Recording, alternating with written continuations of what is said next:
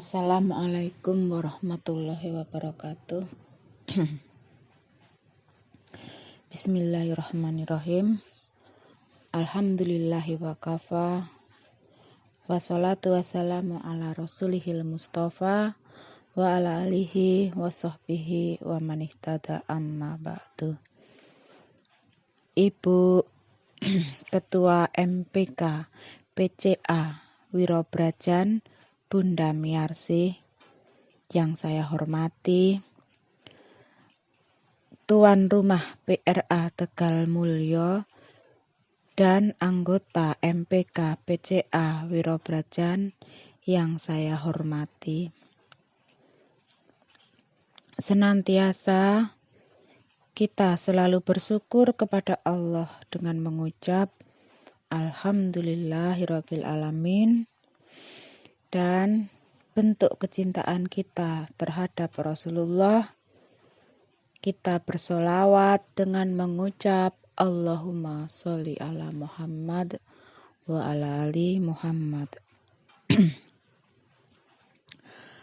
Sebelum saya lanjutkan kultum, saya perkenalkan diri saya karena mungkin sebagian ada yang belum kenal siapa sih gitu ya.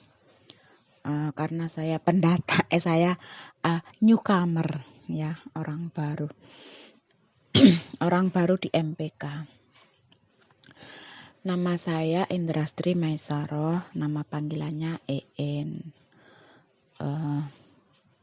Kalau Bunda Miarsih saya sudah kenal lumayan lama karena sering berjumpa dulu dia di TAA. Saya dari PRA Gampingan, anak buahnya Bu Nur Samsiah.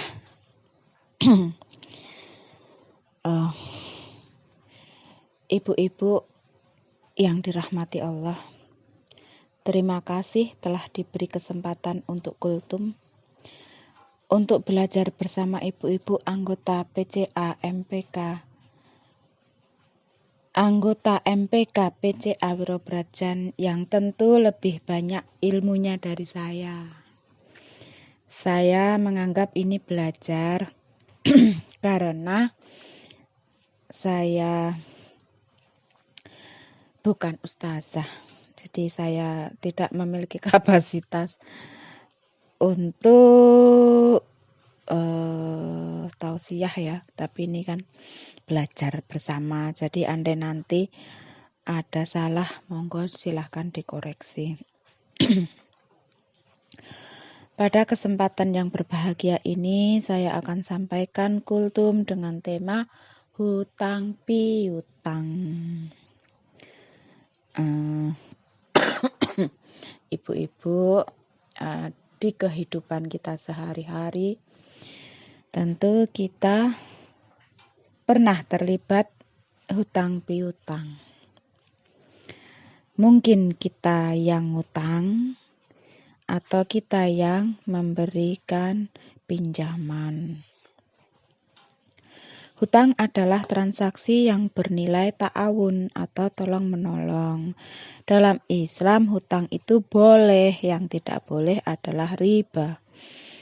Atau nganakke duit, utang 1 juta mengembalikan lebih.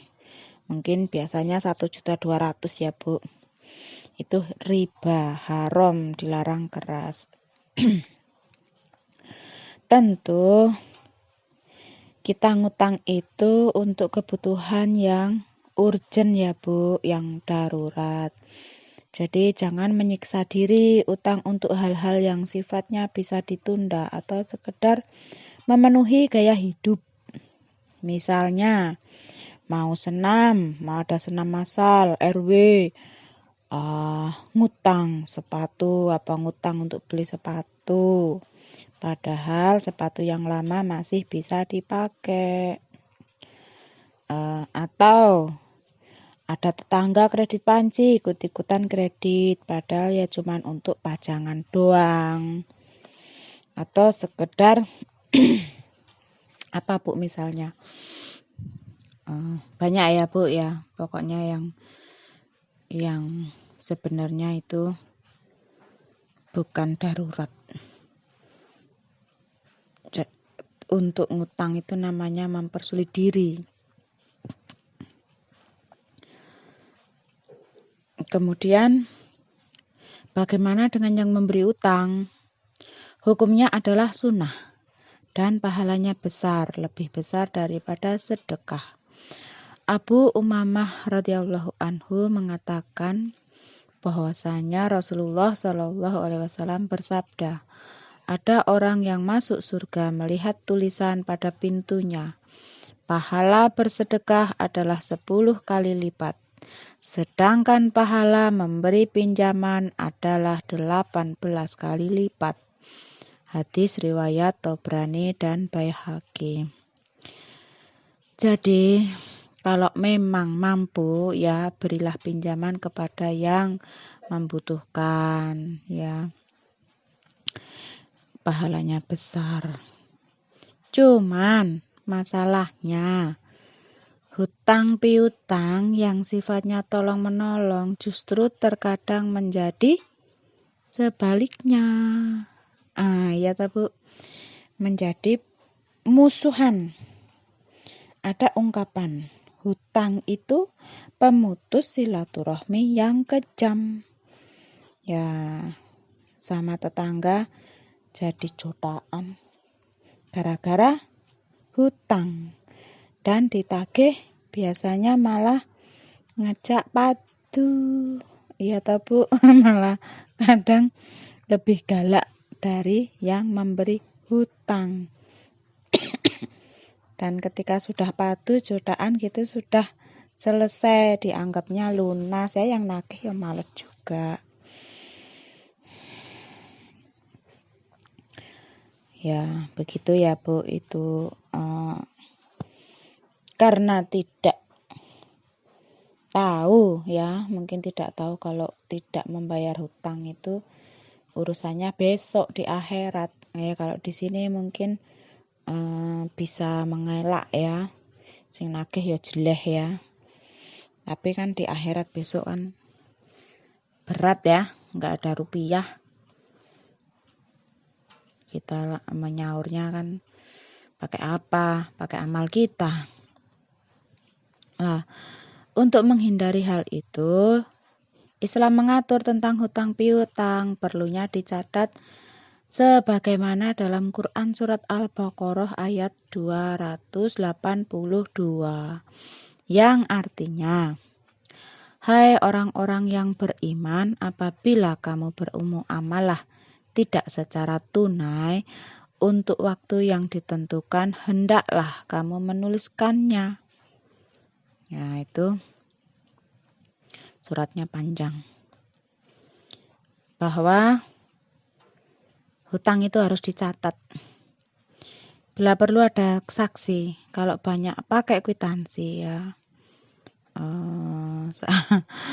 Pengalaman saya pernah memberi pinjaman 1 juta pakai kwitansi.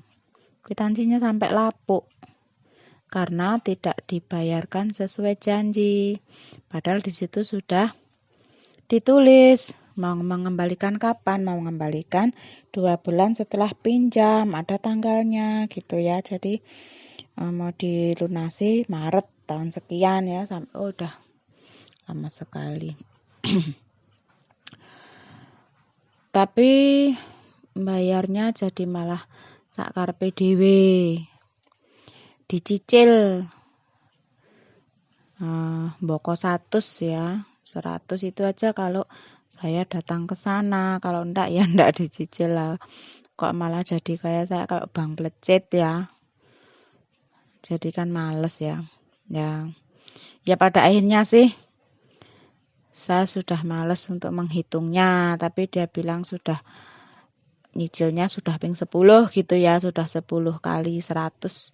Ya sudahlah gitu, tapi kwitansi enggak tak kasih ke. Ya, dia juga enggak minta. Jadi ya sudah gitu ya. Karena masih kerabat ya enggak enak.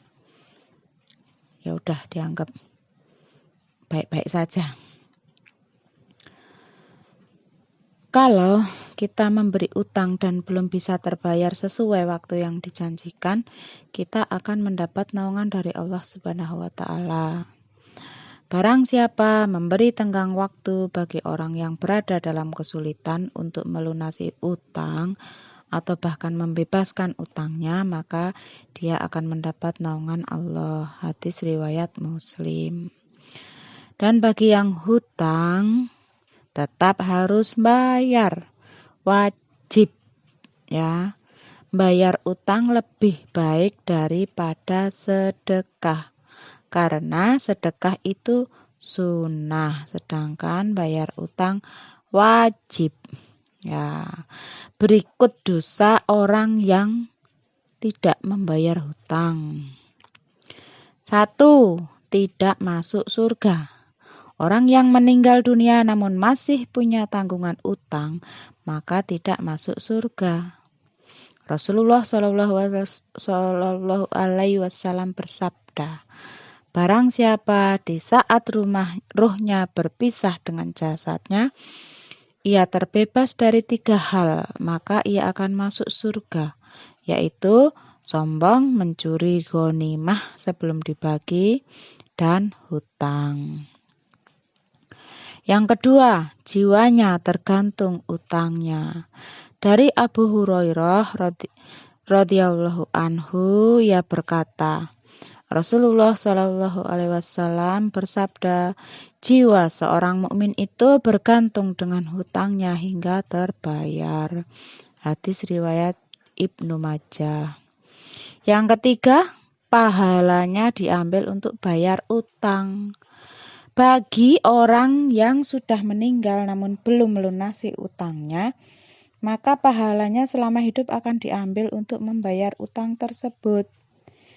Dari Ibnu Umar, ia berkata, Rasulullah Shallallahu Alaihi Wasallam bersabda, barang siapa meninggal sementara ia mempunyai tanggungan hutang 1 dinar atau 1 dirham, maka akan diganti dari pahala kebaikannya pada hari yang dinar dan dirham tidak berguna lagi.